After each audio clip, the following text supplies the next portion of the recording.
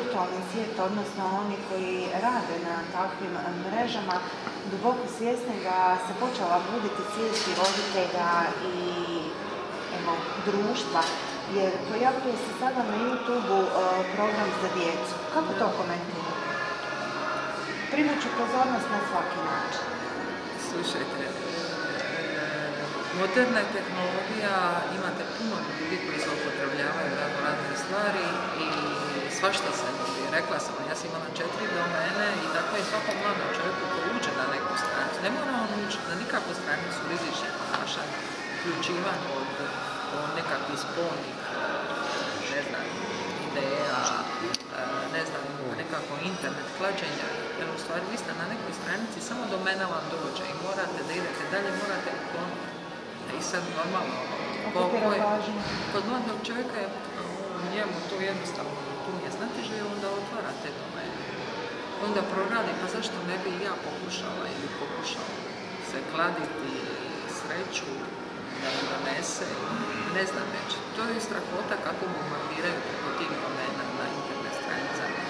Ja sam od tog trena ja sam bila na jednoj znanstvenom stranici, to je Lancet, to je jedan veliki evropski svjetski časopis gdje imate sve teme vezane za medicinu. Mene zanimalo čisto stvari vezane za psihoterapiju.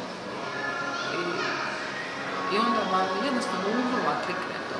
Ili dolu dom, mislim, kad me kliknuo to sa spolnim aktom, sa crtanim filmom, onda sam stvarno ugasila sam se, rekao, ovo više ne mogu biti sad.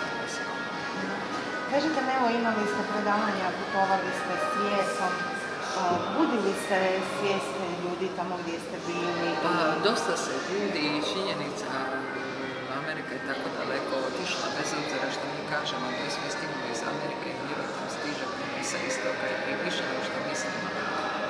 I ovaj problem droga stiže sa istoka. Zemlje zlatno trokute, zlatnog polumjeseca, ide balkanskom rutom preko, pa ide preko zemlje bivše Jugoslavije, uključujući Herceg Bosnu, Hrvatsku, Sloveniju, Republike Srbije. Nema zemlje koja nema taj problem preko to balkanske rute.